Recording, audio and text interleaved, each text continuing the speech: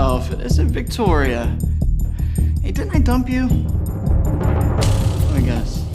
You're going home to spend Christmas alone. She's not alone. She's married now. And I'm her husband.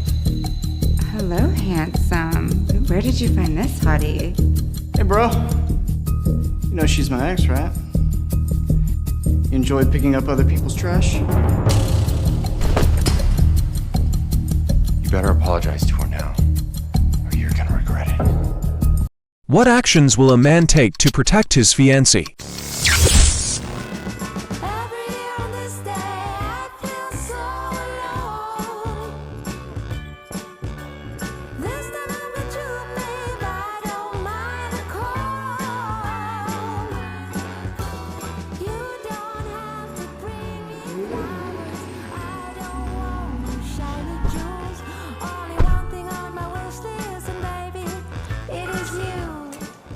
Welcome back. Welcome back, boss. Boss, you've been working undercover as a homeless man for 6 months now to investigate your uncle's crimes. Now that your uncle's in prison, it's time for you to return to the Jones Group. Thanks, Luis. There's one more thing I need to take care of.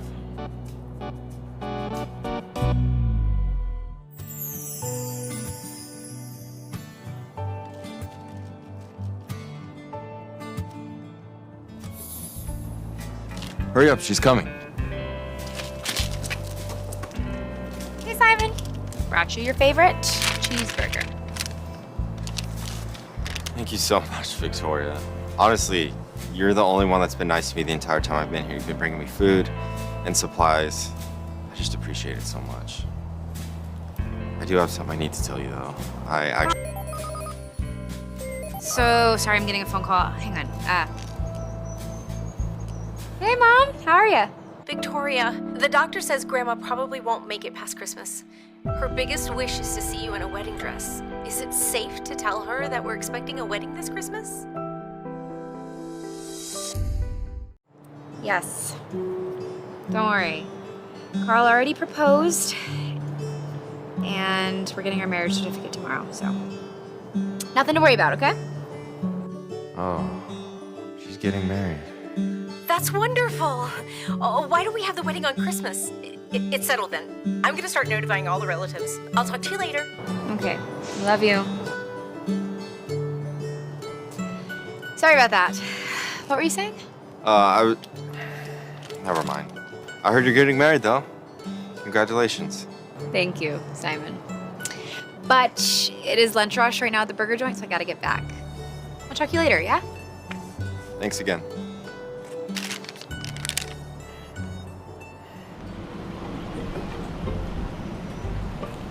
Happy holidays!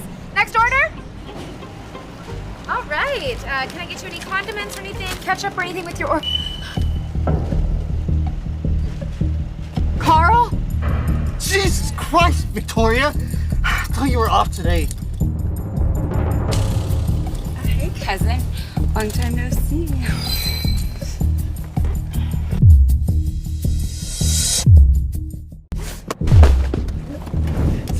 Carl, how could you cheat on me with my cousin? Look! There's nothing left to say. You already found out. We're over, Victoria. No. What? No, we're engaged. We're getting our marriage license tomorrow. Did you forget that? This cheap, worthless ring is all it took for you to be faithful?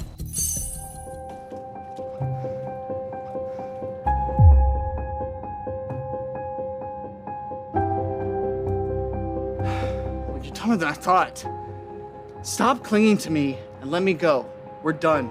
No! No, Carl, we've been together for 3 years. Why would you do this to me? What did I do wrong? You mean you don't know? You're not good enough for me anymore, Victoria.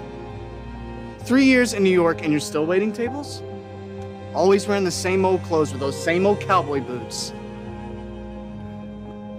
I'm not on your Texas ranch anymore. Exactly.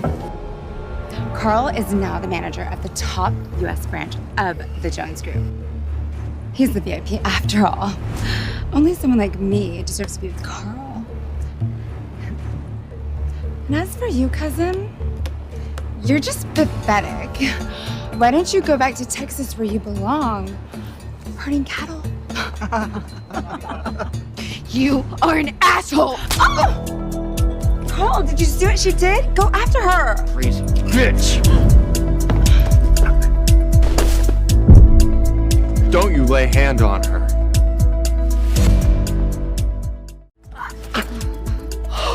Don't ever touch me again, you filthy hobo with your diseases! What is this bum doing here? Disgusting. Oh, you two belong together. Come on, darling. Let's not waste our time with these lowlives. We might catch something. Oh.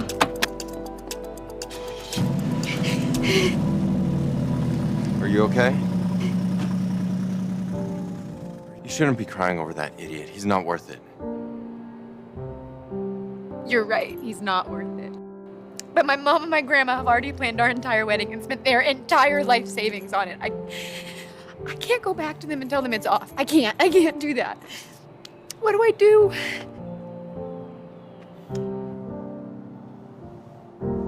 I think you should marry me. What? Just temporarily. That way your grandma can see you walk down the aisle. You would do that for me? I would do anything for you, Victoria.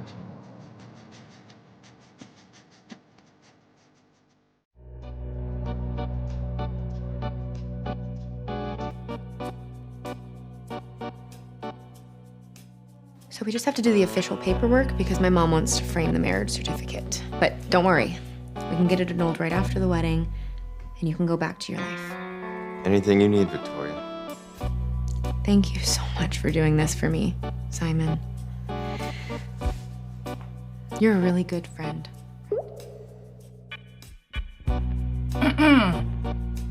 So, Miss Victoria Barron, are you sure you want to marry this gentleman? Are you being coerced?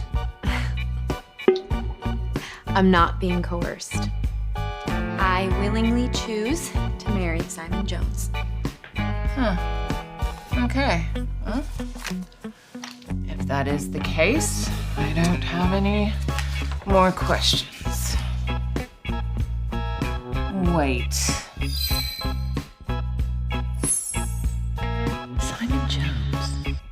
The Simon Jones? The one who died in a plane crash 6 months ago? The CEO of the Jones Group?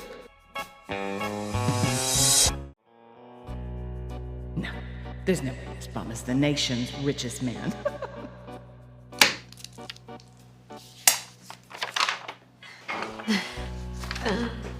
Thank you.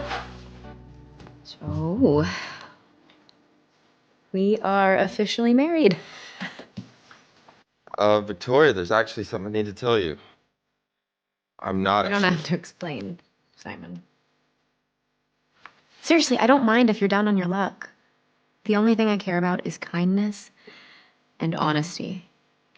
Ooh, I cannot take any more lies right now. Let's go home. You look like you could really use a hot shower. Victoria's going through a tough time. I need to wait for the right moment to reveal that I'm actually. Ready?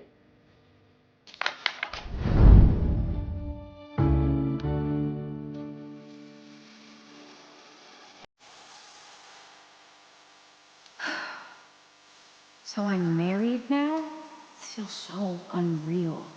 I hope I made the right choice. Victoria, do you have any body wash? Yeah, I actually just bought some. I'll bring it to you. Simon, I'm coming in.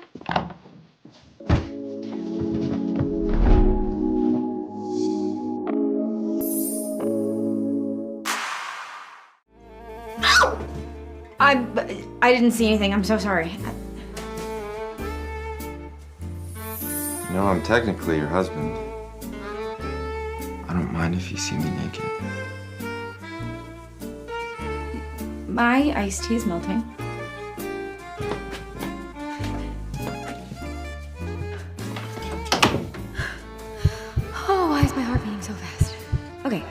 Calm down, Victoria. Not like you've never seen a naked man before.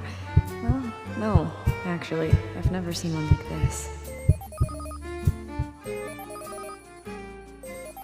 Mom, hey! Hey, baby girl. I've told everyone I know, and now the whole town knows about your engagement. Grandma is super excited about it. Oh, by the way, when's your flight?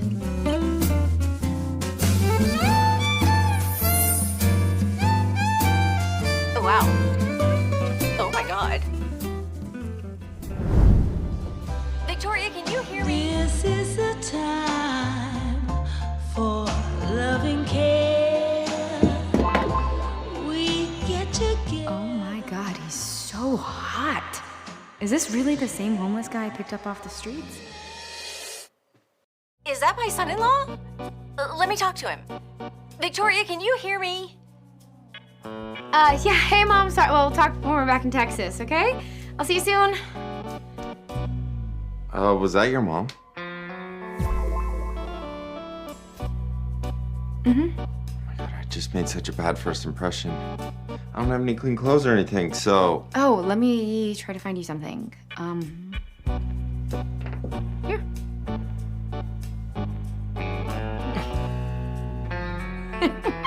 I'm sorry. I actually think pink's my color, huh? I know, I threw all of Carl's clothes away when he moved out. I don't have any men's clothes for me to wear. No, it's fine, honestly. I don't mind wearing it. Makes me feel closer to you. Well, you will have to be sleeping here tonight. No problem. Oh, I almost forgot. I got your ring. Did you forget that? We're over, Victoria.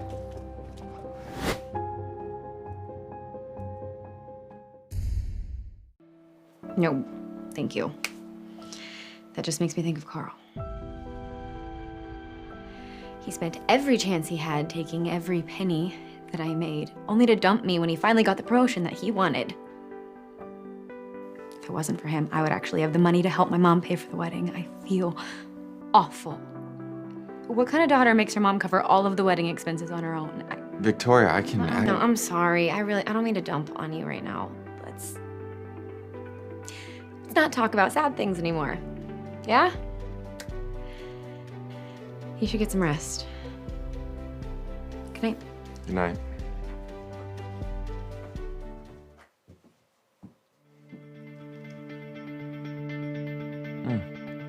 Size 7.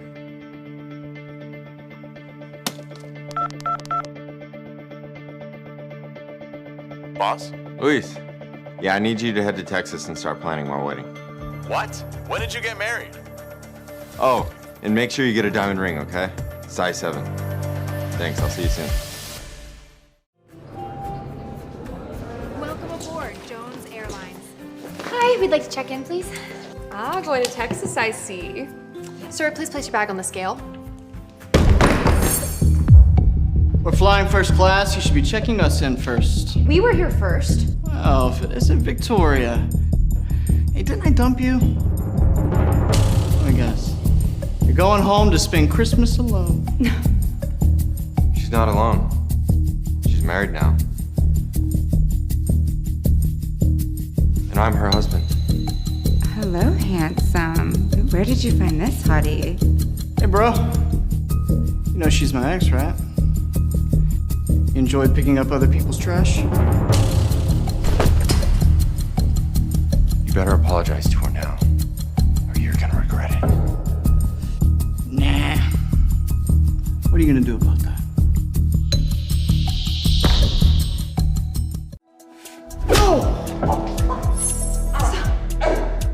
Hey, lady! Are you blind? I've been attacked! Call security!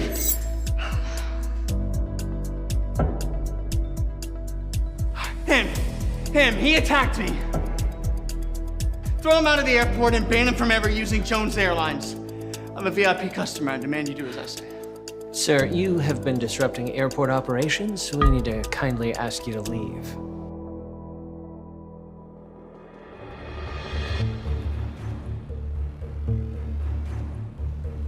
Mr.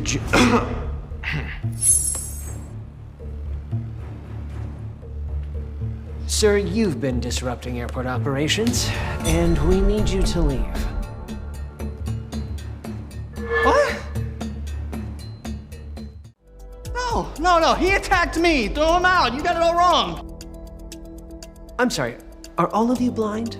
I saw the whole thing. He started everything. You fine bitch. That's not what happened. Are you with this gentleman? Yes, we're VIP members. Great. Escort both of them out. Oh, you can't do this. You can't do this. I'll sue you. I'll sue all of you. Well, it looks like 2 first-class seats just opened up. Why don't the 2 of you take them? First class. We really can't afford that, but thank you. Oh, no. It's on us. No worries. As compensation for what just happened. Really? Simon, did you hear that? We're gonna fly first class.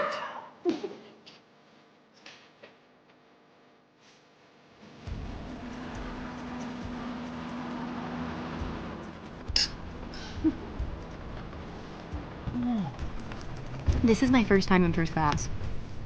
It's so exciting. Crazy bitch! Don't you lay hand on her. I think you should marry me. You know, I get the feeling that you are not just some ordinary guy. Victoria, I know that. Not just an ordinary guy at all. You're my lucky charm.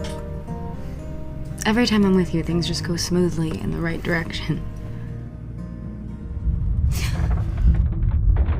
Okay, this is why I hate flying. Hey. Just breathe, okay? Excuse me? Hey all, this is your flight captain. We've hit some unexpected turbulence, so please remain in your seats until we're through it.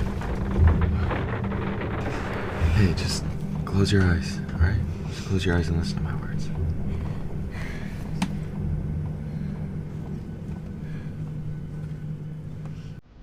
You know, I remember those nights that I was on the street. Thunderstorms, snow, even heat waves.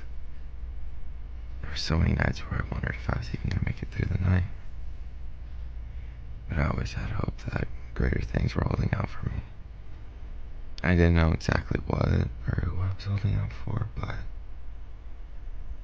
that hope is what got me through those tough times. And then I met the most generous and fun person. She was the great thing that I thought could turn my life around. And that person's you, Victoria. Victoria?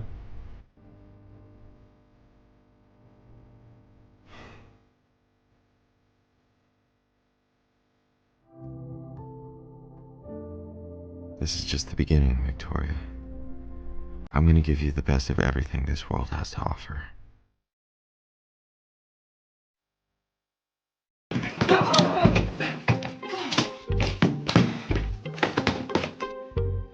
We've been banned from all the airlines. I can't book a single flight anywhere. Pearl, my mother, has a dinner planned for us. And if we don't make it, she will be furious. It's fine. We'll just drive. What? Let's be real smooth. 30 hours. I'm not driving 30 hours! Holidays!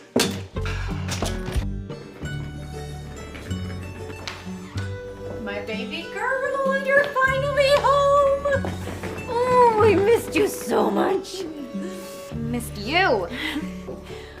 And this must be my son-in-law. Nice to meet you. It's a pleasure to meet you, ma'am. I'm Simon Jones. Simon. Welcome to the family. To avoid, which words not to say, and which emotions to swallow. Except around Alexander. Alexander notices everything. He notices the way Elena flinches when voices are raised. The way she holds her breath when Margaret enters the room. After The way she looks at family portraits like she's searching for herself among strangers. At first, Alexander keeps his distance because getting close to Elena means getting close to the truth. Victoria's brought home her And the husband. truth is dangerous, but distance doesn't last. Late one night, Alexander finds Elena in the library, asleep at the desk, a stack of old documents scattered around her. She's been searching, digging, asking questions she shouldn't. That's when Alexander realizes something terrifying. Elena doesn't just want acceptance, she wants answers. And answers could destroy everything. As days turn into weeks, tension builds. Elena overhears conversations that weren't meant for her ears. She sees the cracks in the Blackwood Empire, shady deals, silent threats, alliances built on fear instead of loyalty. Meanwhile, Margaret grows increasingly hostile, because Margaret knows something Elena doesn't. The Blackwood family didn't lose Elena by accident, she was erased on purpose. Years ago, when Elena's existence threatened the inheritance line, a decision was made. Money changed hands, records disappeared. A woman was paid to vanish with her child. But the child survived, and now she's back. The closer Elena gets to the truth, the more dangerous her position becomes. Servants are fired overnight, security tightens. Even Alexander is warned to stay away from her, but by then, it's already too late. Because somewhere between shared silences and stolen glances, Alexander falls in love with her, and that love becomes the final threat to the Blackwood legacy. When Elena finally uncovers the truth that she is not a guest, not a burden, but a rightful heir, everything explodes. Margaret denies it. The family panics, the board of directors intervenes. And Alexander is forced to choose family or Elena. In the final confrontation, secrets are exposed in front of the entire Blackwood board. DNA results are revealed, financial crimes surface. Decades of lies collapse in a single night. Margaret loses control. The empire fractures. And the truth, once hidden, becomes impossible to erase, but victory doesn't come without a cost. Elena walks away from the Blackwood main not because she has to, but because she finally understands something powerful. Blood doesn't define family, power doesn't define worth, and sometimes, survival is the greatest revenge. As for Alexander, he leaves with her, not as an heir, not as a Blackwood, but as a man finally free. And that is the real ending of this story, not a fairy tale, not a perfect romance, but a reminder. No matter how deeply the truth is buried, it always finds a way back to the surface. The world did not end in fire. There were no explosions, no dramatic speeches, no final warning reported on the news. The world ended quietly. It ended with empty shelves, with unanswered phone calls, with doors that stopped opening. By the time people realized something was truly wrong, society had already collapsed. This story begins 6 months after that collapse. His name is Daniel Mercer. Before the fall, Daniel was ordinary in every way that mattered. He worked a desk job. He complained about traffic. He believed that tomorrow would always arrive as scheduled. Now. Tomorrow is never guaranteed. Daniel lives alone in what used to be a suburban neighborhood. Houses stand like skeletons intact on the outside, hollow within. Some were abandoned peacefully. Others still needed help. Mara looks at him and says something that changes everything. So did we. No one helped us. Days later, they find that same group again. Only this time, the group is armed and they're not asking. Daniel witnesses what desperation truly looks like. The survivors kill without hesitation. They take everything. They leave bodies behind. Daniel and Mara escape, but something inside Daniel breaks. That night, he can't sleep because he realizes a terrifying truth. The apocalypse didn't turn people into monsters. It revealed who they already were. As resources disappear, morality follows. Daniel struggles with what survival requires. Mara accepts it. She's not cruel, she's realistic. She tells Daniel about a settlement rumored to exist far north. A place with rules, structure, power. But power always has a price. They reach the settlement weeks later. It's real. Walls, guards, organization. For the first time since the collapse, Daniel feels safe until he learns how the settlement survives. They trade protection for obedience. They exile the weak. They execute those who challenge authority. Order has replaced chaos, but at the cost of compassion. Daniel is offered a choice: stay and become part of the system, or leave and return to uncertainty. Mara already knows her answer. She refuses to live in another cage. Daniel hesitates because survival without humanity feels meaningless, and humanity without survival feels impossible.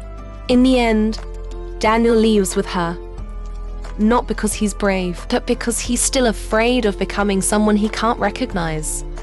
They disappear back into the ruins. The world remains broken. Civilization does not return. But Daniel understands something now. The end of the world wasn't a single moment. It was a process, and survival isn't about staying alive. It's about deciding who you are willing to become to do so. Because when everything else is gone, that choice is all that remains. Empires are not built by heroes. They are built by men willing to make decisions others cannot live with. This story begins at the moment an empire starts to rot from the inside. The kingdom of Eldoria had ruled the continent for over 3 centuries. Its banners flew over cities, ports, and trade routes that fed the wealth of the entire realm to the common people. Eldoria represented order, stability, a promise that tomorrow would resemble today. But stability is fragile. And power, when inherited too long, forgets its purpose. King Alaric IV was dying. The illness did not announce itself dramatically. It weakened him slowly, stealing breath, strength, and clarity piece by piece. By the time the court acknowledged the truth, the question was no longer if the king would die but who would rule after him. Officially, the answer was simple: Prince Edric, the king's eldest legitimate son.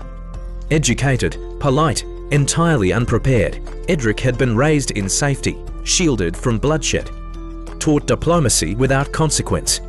He believed that words could still solve problems that had long since grown beyond language. The nobles smiled when he spoke, and sharpened their knives when he turned away.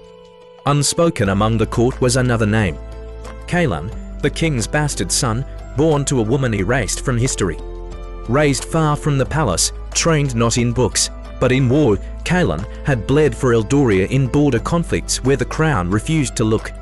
He had no claim, no title, and the loyalty of men who would gladly die for him. Kaelan returned to the capital when the king's condition worsened. His arrival unsettled the court. Soldiers straightened their posture. Servants whispered. Nobles avoided his gaze. Because Kaelan did not beg for acceptance. He did not ask for permission to exist. King Alaric summoned both sons to his chambers. What was said inside those walls was never recorded. But when Kaelan emerged, his face was heavier. And when Edric followed, his hands were shaking. The king died 3 days later. The coronation was swift to swift. Edric was crowned beneath banners still smelling of funeral incense.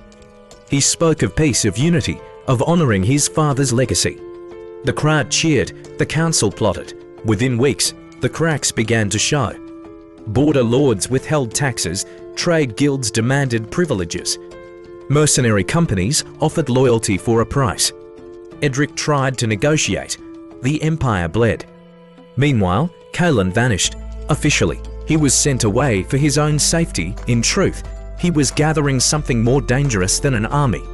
He was gathering belief among soldiers abandoned by the crown, among villagers burned by neglect, among men who remembered that Eldoria was once protected by strength, not promises. Civil war did not begin with a declaration. It began with silence. Supply lines failed. Garrisons switched banners overnight. Royal messengers stopped returning. Edric's advisors urged action. He hesitated. Because every order meant blood, and Edric had never learned how to live with blood on his hands. Kaelan, however, had, when Kaelan finally marched. He did so not as a conqueror but as a correction. He did not sack cities, he did not slaughter civilians. He removed governors permanently. Each execution carried a message: loyalty is earned, neglect is punished. The people did not fear him, they followed him. Inside the capital, paranoia took hold. Allies betrayed allies, councils fractured. Edric trusted fewer people each day. When Kaelin's forces reached the gates, the city did not resist. The final confrontation took place in the throne room. Two brothers, one crowned, Edric pleaded, Kaelin listened. And then he spoke the truth Edric had never wanted to hear.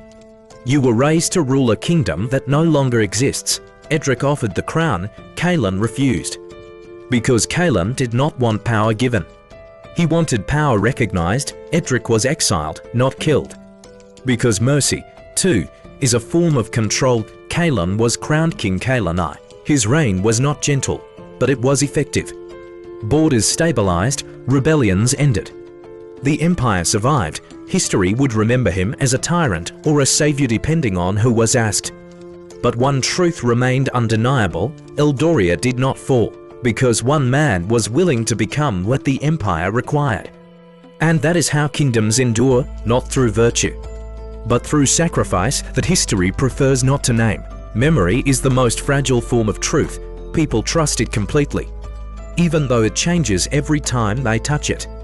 This story is about a man who trusted his memory and paid the price for it.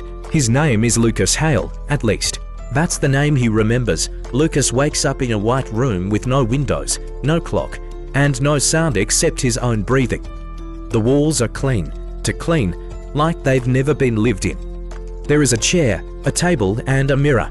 On the table lies a folder. On the front, written in black ink, are 3 words. Session 1, Recovery. Lucas does not remember how he got here. He does remember other things. He remembers growing up near the ocean. He remembers the smell of salt and rust. He remembers a woman's laugh, soft, familiar, painful. But when he tries to hold on to these memories, they slip, like dreams dissolving after waking. The mirror activates. A voice fills the room. Calm, professional, emotionless. Lucas Hale, the voice says. If you are hearing this, the procedure has begun. The voice explains that Lucas volunteered for an experimental treatment designed to repair severe psychological trauma. Memory fragmentation, dissociation, identity confusion. Lucas doesn't remember agreeing to anything, but the file says he did. According to the records, Lucas experienced a catastrophic event 6 months ago. Something so severe that his mind fractured to protect itself. The treatment is simple. They will help him remember session by session, memory by memory. At first, the memories seem harmless. A childhood bicycle, a high school classroom. A rainy afternoon spent waiting for someone who never arrived. Each session ends with exhaustion and a dull ache behind his eyes. Between sessions, Lucas notices something strange. Some memories feel planted. To clean, to complete. Real memories are messy, inconsistent, emotional. These are not. During session 4, Lucas asks a question. What happens if I don't want to remember? The voice pauses. That will not be necessary. That answer stays with him. As the sessions continue, the memories grow darker. A car accident, flashing lights, someone screaming his name. Lucas feels guilt but cannot identify why. In session 7, he sees blood on his hands. In session 8, he sees the woman again. Her name is Evelyn. She is smiling at first. Then she is crying. Then she is not moving. Lucas wakes from the session screaming. For the first time, the voice sounds uneasy. You are progressing faster than expected, it says. That night, or what he assumes is night, Lucas studies the mirror and notices something impossible. His reflection is delayed, only slightly, but enough. In session 10, Lucas lies. He says he remembers everything. The voice responds instantly, that is incorrect. And the room changes. The walls darken. The temperature drops. The voice stops pretending. Lucas Hale does not exist, it says. That is when the truth begins to surface. Lucas was not a patient, he was a construct, a personality assembled from fragmented memories belonging to multiple individuals. A psychological container designed to hold guilt, trauma, and responsibility that no single mind could bear. There was an incident, a classified incident, one that resulted in dozens of deaths. The people responsible could not live with what they had done. So they split the memory ... and buried it inside Lucas. Lucas was created to forget so others could sleep. Every session was not recovery. It was containment. Lucas reacts the only way a trapped mind can. He resists, memories collide, identities bleed into one another. Faces overlap, names lose meaning, the system destabilizes. The voice becomes desperate. If you continue, the construct will collapse. Lucas asks one final question. What happens if I collapse? Silence. Then the answer. Then the truth returns to those who created you. Lucas understands now he was never meant to survive. He was meant to carry the burden forever, so he makes a choice.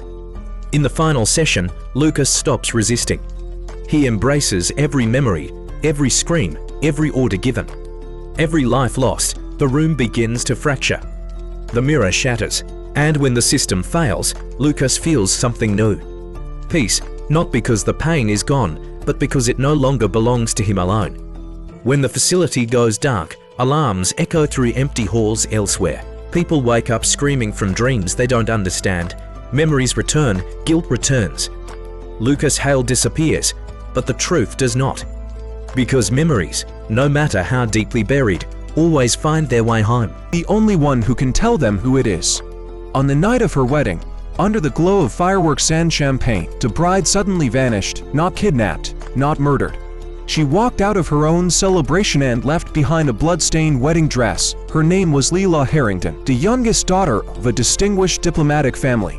Her marriage was supposed to unite two powerful alliances and end years of political tension, but minutes before the ceremony, Leila received an anonymous message containing 3 words that change everything.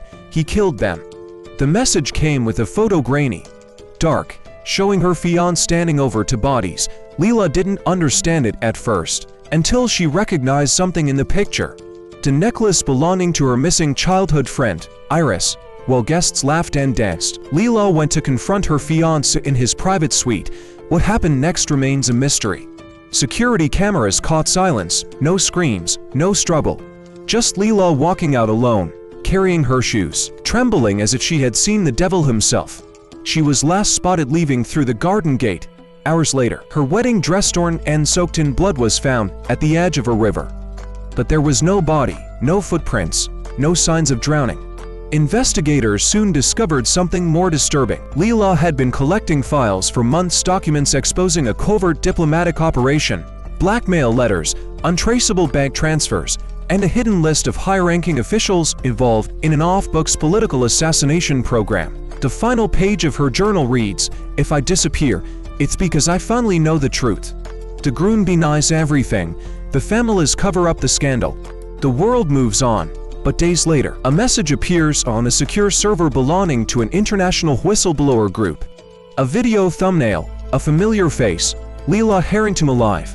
And she's ready to expose the truth about the man she almost married. In the heart of a neon-lit metropolis, people still talk about the night a billionaire vanished into the slums and left his entire empire to a homeless stranger. It wasn't charity, it wasn't madness, it was revenge calculated, cold. And 10 years in the making, the billionaire was Marcus Vail, founder of one of the world's most powerful tech corporations. Brilliant, ruthless, untouchable, but few knew that behind the skyscrapers and luxury, Marcus lived with a secret. He was running from a crime he didn't commit. 10 years ago, someone framed him for an illegal weapons program. The board forced him out, stripped his legacy, and left him with nothing. Marcus clawed his way back, rebuilt his fortune, and created a shadow network devoted to finding the traitor. But instead of confronting them in a boardroom, Marcus designed a different plan. He befriended a homeless man living under a bridge, a quiet, intelligent veteran named Sam who once studied engineering before life tore him apart. Marcus gave Sam food, shelter, friendship. And then, one night, Marcus offered him the unthinkable. "Take my identity, take my company. Become me." Sam thought it was a joke until men in suits arrived with documents, transfers, and biometric scans proving it was real.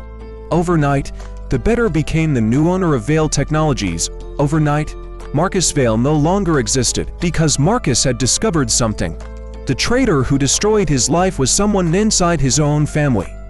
Someone who watched his downfall with a smile.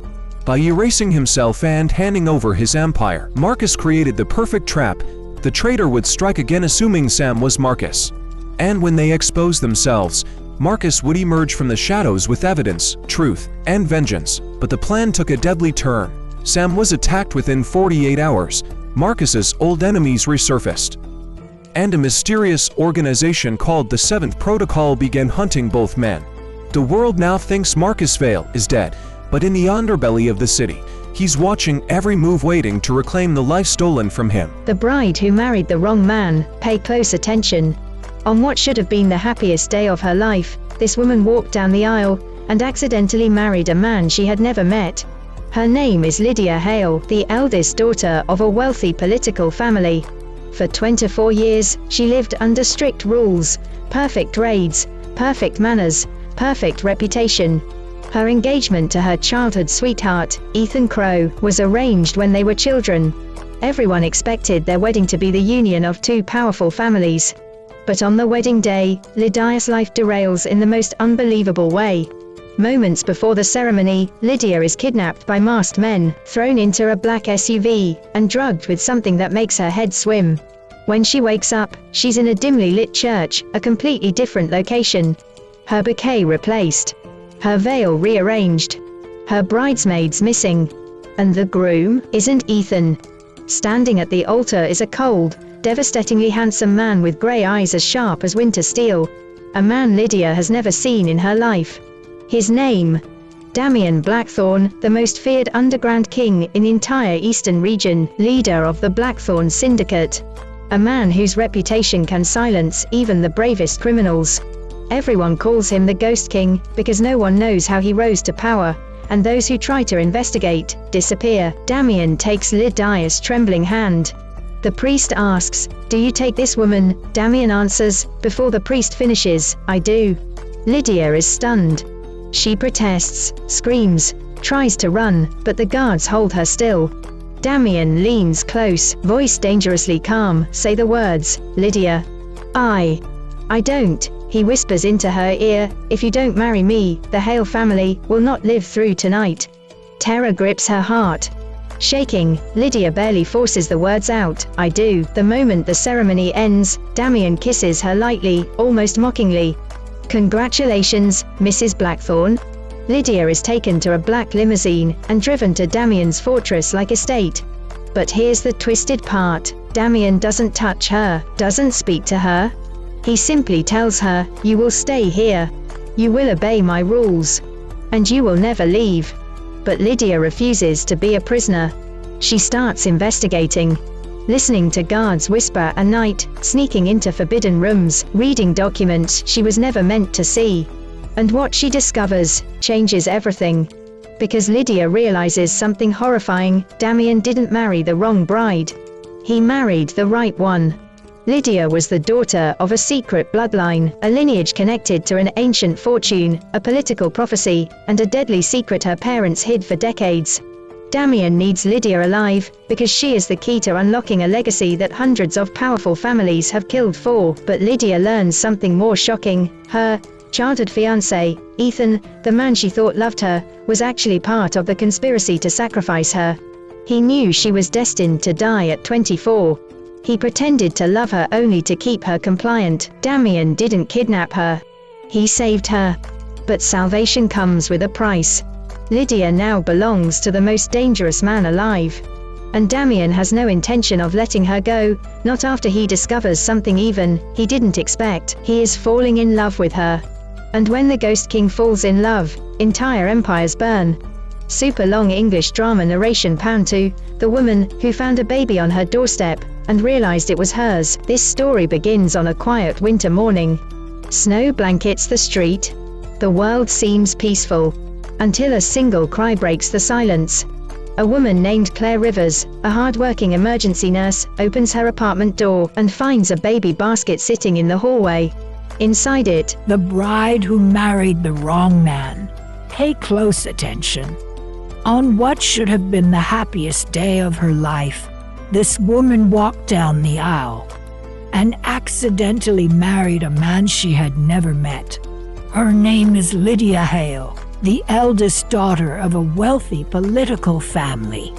For 24 years, she lived under strict rules. Perfect grades, perfect manners, perfect reputation. Her engagement to her childhood sweetheart, Ethan Crowe, was arranged when they were children. Everyone expected their wedding to be the union of two powerful families. But on the wedding day, Lydia's life derails in the most unbelievable way. Moments before the ceremony, Lydia is kidnapped by masked men, thrown into a black SUV, and drugged with something that makes her head swim. When she wakes up, she's in a dimly lit church, a completely different location. Her bouquet replaced, her veil rearranged, her bridesmaids missing, and the groom isn't Ethan. Standing at the altar is a cold, devastatingly handsome man with gray eyes as sharp as winter steel. A man Lydia has never seen in her life. His name, Damien Blackthorne, the most feared underground king in the entire eastern region, leader of the Blackthorne Syndicate. A man whose reputation can silence even the bravest criminals. Everyone calls him the Ghost King because no one knows how he rose to power, and those who try to investigate disappear. Damien takes Lydia's trembling hand. The priest asks, "Do you take this woman?" Damien answers before the priest finishes, "I do." Lydia is stunned. She protests, screams, tries to run, but the guards hold her still. Damien leans close, voice dangerously calm. "Say the words, Lydia." I don't." He whispers into her ear. "If you don't marry me, the Hale family will not live through tonight." Terror grips her heart. Shaking, Lydia barely forces the words out. "I do." The moment the ceremony ends, Damien kisses her lightly, almost mockingly. "Congratulations, Mrs. Blackthorne." Lydia is taken to a black limousine and driven to Damien's fortress-like estate. But here's the twisted part. Damien doesn't touch her, doesn't speak to her. He simply tells her, "You will stay here, you will obey my rules, and you will never leave." But Lydia refuses to be a prisoner. She starts investigating, listening to guards whisper at night, sneaking into forbidden rooms, reading documents she was never meant to see, and what she discovers changes everything, because Lydia realizes something horrifying. Damien didn't marry the wrong bride. He married the right one. Lydia was the daughter of a secret bloodline, a lineage connected to an ancient fortune, a political prophecy, and a deadly secret her parents hid for decades. Damien needs Lydia alive, because she is the key to unlocking a legacy that hundreds of powerful families have killed for. But Lydia learns something more shocking. Her childhood fiancé, Ethan, the man she thought loved her, was actually part of the conspiracy to sacrifice her. He knew she was destined to die at 24. He pretended to love her only to keep her compliant. Damien didn't kidnap her. He saved her, but salvation comes with a price. Lydia now belongs to the most dangerous man alive, and Damien has no intention of letting her go. Not after he discovers something even he didn't expect. He is falling in love with her, and when the Ghost King falls in love, entire empires burn. Super long English drama narration number 2. The woman who found a baby on her doorstep and realized it was hers. This story begins on a quiet winter morning. Snow blankets the street. The world seems peaceful until a single cry breaks the silence. A woman named Claire Rivers, a hard-working emergency nurse, opens her apartment door and finds a baby basket sitting in the hallway.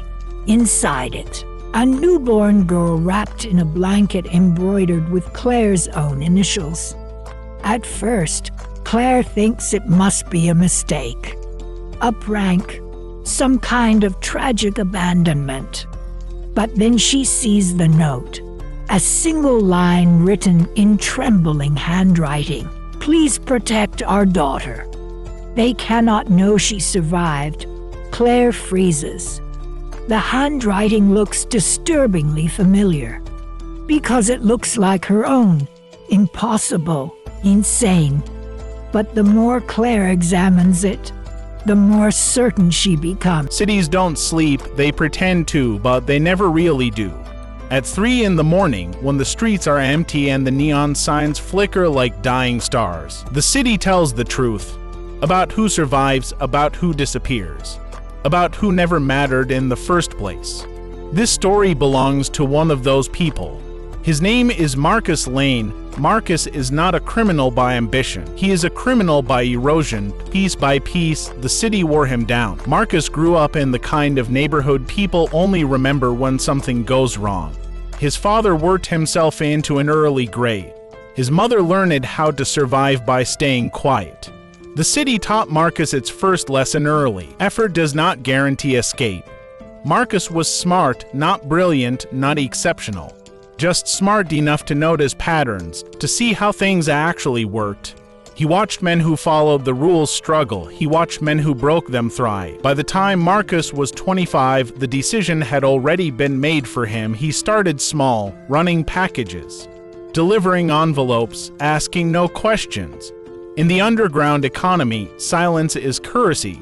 Marcus was good at being silent. The city rewarded him with money that disappeared as quickly as it came: rent, medical bills, debts inherited from a family that never caught a break. Marcus told himself it was temporary. Everyone does. That's the lie that keeps the machine running. Years passed. Marcus became reliable. Reliable people are dangerous not because they're violent, but because systems depend on them. And systems don't protect their foundations, they consume them. Marcus worked for a man named Victor Rains. Victor didn't look like a crime boss, he looked like a consultant. Calm voice, clean hands, always polite. Victor controlled networks, not streets, information, not guns. And information is far more lethal. One night, Victor gave Marcus a job that felt different. No delivery, no exchange, just observation. "Follow him," Victor said, sliding a photo across the table. "Tell me where he goes, who he meets, that's all." The man in the photo was ordinary, mid-30s, office clothes. Forgettable face. Marcus followed him for 3 days. On the 4th day, the man noticed. That's when everything changed. The man confronted Marcus in a subway station, crowded, loud, impossible to disappear in. "You shouldn't be here," the man said quietly. Marcus froze because the man wasn't afraid. He was resigned. The man's name was Ethan Cole. Ethan wasn't a criminal, he was an accountant. Or at least, that's what his records said. What Marcus uncovered slowly was something far worse. Ethan was laundering money not for gangs, but for institutions people trusted, corporations, charities, political foundations. Legal crime, the kind that destroys lives without ever pulling a trigger. Victor wanted Ethan gone, not dead, disappeared. Marcus understood what that meant. He was being asked to erase someone. Not physically, socially, reputationally, existentially. Marcus hesitated, and hesitation is expensive. Victor reminded him of something Marcus had forgotten. "You don't choose when you're done," Victor said. "The city does." Marcus did the job. Bank accounts frozen, false accusations planted. Careers destroyed overnight. Ethan lost everything in less than a week. Marcus watched it happen, and something broke inside him. Because Ethan didn't fight, he accepted it. Like someone who had always known the bill would come due. Weeks later, Marcus found out why. Ethan had tried to expose the system, he failed. Marcus wasn't eliminating a threat, he was burying a warning. Guilt doesn't arrive loudly, it settles in quietly. Marcus began seeing the city differently. Every building felt complicit. Every advertisement felt like a lie. Every smile felt transactional. He wanted out. Victor laughed. There is no out, he said, only distance from the blast. Marcus tried to run anyway. That's when the city closed in. Friends stopped answering calls. Accounts vanished. Doors that once opened easily stayed shut. The system Marcus helped sustain turned its attention to him in the end. Marcus made one final decision. If he couldn't escape the city, he would expose it. Marcus leaked everything. Names, transactions, networks. He didn't become a hero. Heroes are protected. Marcus became a liability. The fallout was controlled, scandals redirected, sacrifices made. Marcus disappeared, not officially, but effectively. The city continued. It always does, somewhere. People still believe hard work is enough, that systems are fair, that survival is neutral. The city doesn't correct those beliefs, it relies on them. And Marcus Lane. He became what the city creates best, a lesson no one learns from. Because in the end, the city doesn't punish crime, it punishes disruption. At first glance, this looks like an ordinary love story, a quiet town, a powerful family, and a girl who seems far too insignificant to matter. But if you keep watching, you'll realize this story is never really about love. It's about control, identity, and what happens when the truth refuses to stay buried. This story begins on a rainy night. A young woman named Elena Carter stands outside the iron gates of the Blackwood estate, soaked to the bone, holding a worn-out suitcase in her trembling hands. She has nowhere else to go. Her mother is dead. Her father's name is written on a birth certificate, but he never once looked back. And now, after 23 years of silence, the Blackwood family has finally found her. Inside that mansion lives Alexander Blackwood, the youngest heir of the Blackwood Empire, cold, calculating, and dangerously intelligent. To the outside world, he is perfection itself, a future CEO, a golden boy, a man who never makes mistakes. But Alexander hates this house, because this house is built on secrets. The moment Elena steps inside, the atmosphere shifts. The servants stare at her like she doesn't belong. The walls whisper stories no one dares to tell. And at the center of it all sits Margaret Blackwood, the matriarch. Watching Elena with a gaze sharp enough to cut through bone, Margaret doesn't welcome her. She studies her like a problem that should have been erased long ago. You see, Elena isn't just a long-lost daughter. She's evidence. Evidence of an affair. Evidence of betrayal. Evidence that the Blackwood family is not as perfect as they claim. And so, Margaret makes a decision. Elena can stay, but only under one condition. She will never reveal her true identity to the world. Elena is introduced as nothing more than a distant relative. A charity case, a girl taken in out of kindness. But kindness has never existed in this house. From the very first day, Elena becomes invisible. She eats after everyone else. She walks with her head down. She learns quickly which hallways. It begins on a rain-soaked highway. A lone woman in a torn evening gown, stumbling barefoot through the dark. No ID, no phone, no memory of who she is. But within the next hour, the world will learn her name, because this woman is none other than Evelyn Ardent, the missing heiress of $1 trillion empire, presumed dead for 10 long years. The story opens with a small-town sheriff answering a call about a confused stranger wandering near the county border. When he arrives, the woman only whispers one sentence: "Don't let him find me." She's trembling, terrified, staring into the trees as though someone or something is hunting her. At the hospital, doctors discover something even stranger. Evelyn shows signs of repeated injections, controlled sedation, and restraints that have been removed only hours ago. She wasn't wandering, she escaped. News outlets explode. Paparazzi swarm the hospital. The Ardent family, owners of the world's largest biotech conglomerate, immediately sends a private security convoy to retrieve her, but Evelyn refuses to leave. She says her family isn't trying to rescue her, they're trying to silence her.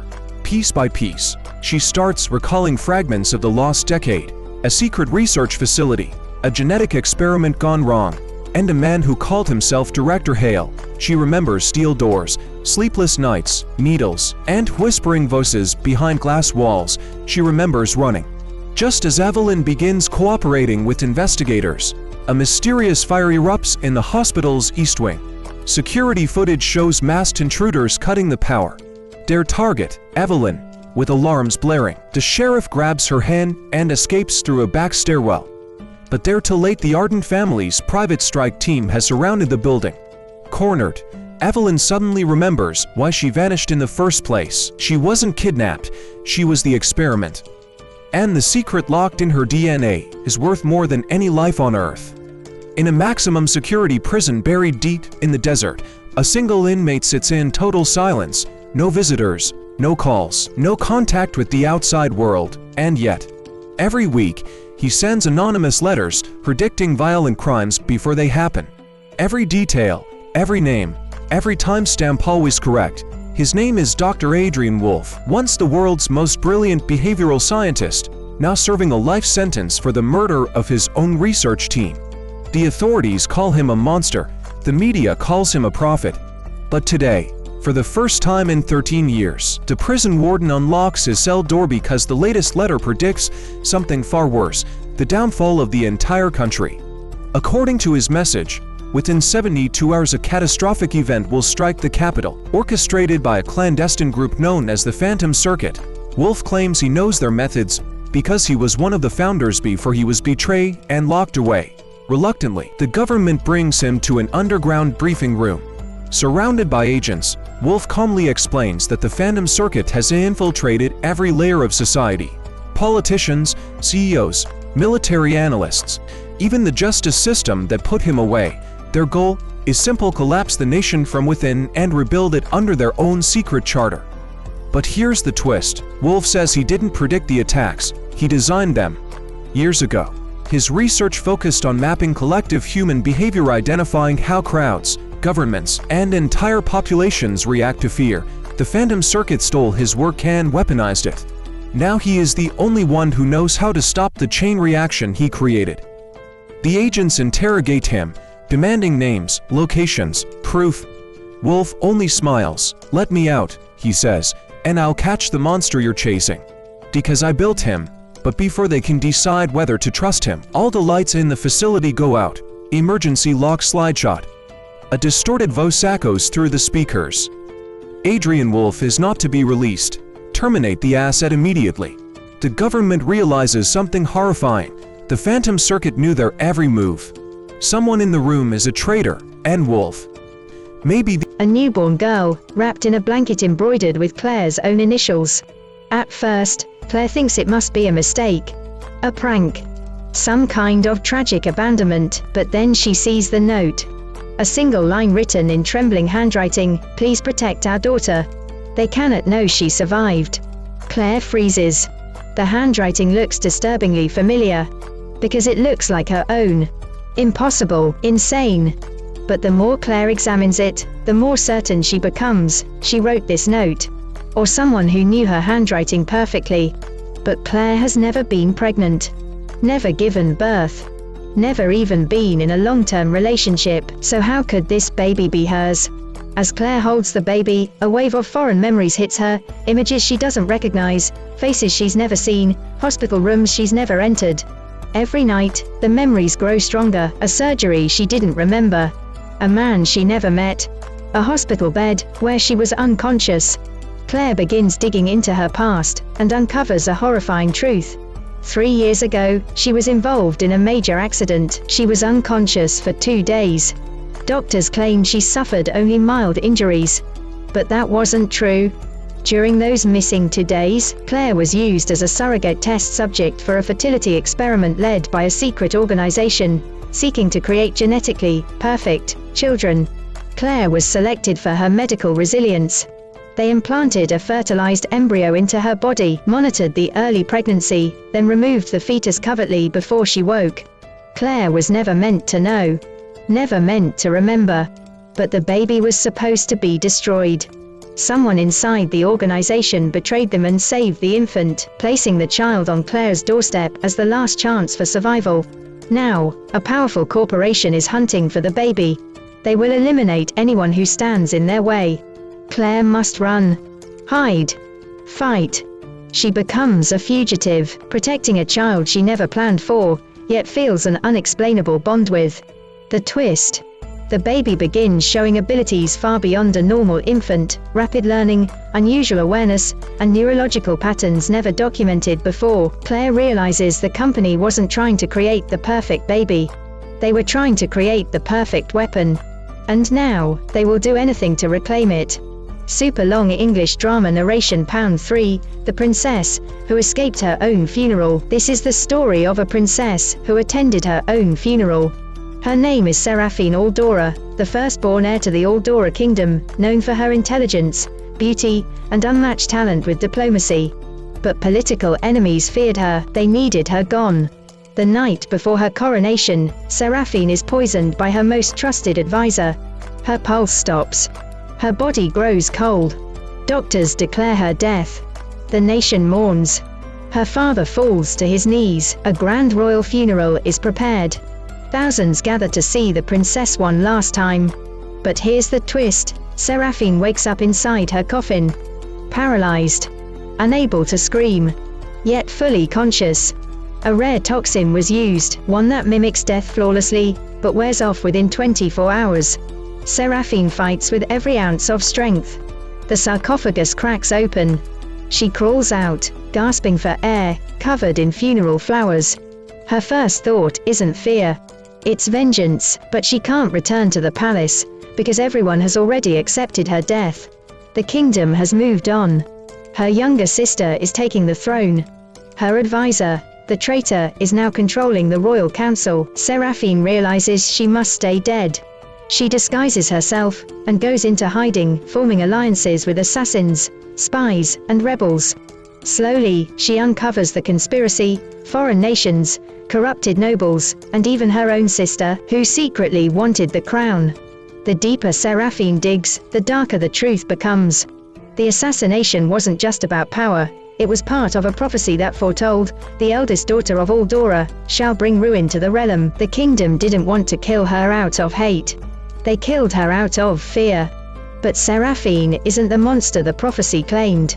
The true monster is the person who forged the prophecy in the first place, and she plans to reclaim everything stolen from her, her crown, her kingdom, and her fate. But first, the dead princess must return from the shadows. She wrote this note, or someone who knew her handwriting perfectly. But Claire has never been pregnant, never given birth, never even been in a long-term relationship. So how could this baby be hers? As Claire holds the baby, a wave of foreign memories hits her. Images she doesn't recognize, faces she's never seen, hospital rooms she's never entered. Every night, the memories grow stronger. A surgery she didn't remember, a man she never met, a hospital bed where she was unconscious. Claire begins digging into her past and uncovers a horrifying truth. 3 years ago, she was involved in a major accident. She was unconscious for 2 days. Doctors claimed she suffered only mild injuries. But that wasn't true. During those missing 2 days, Claire was used as a surrogate test subject for a fertility experiment led by a secret organization seeking to create genetically perfect children. Claire was selected for her medical resilience. They implanted a fertilized embryo into her body, monitored the early pregnancy, then removed the fetus covertly before she woke. Claire was never meant to know, never meant to remember, but the baby was supposed to be destroyed. Someone inside the organization betrayed them and saved the infant, placing the child on Claire's doorstep as the last chance for survival. Now a powerful corporation is hunting for the baby. They will eliminate anyone who stands in their way. Claire must run, hide, fight.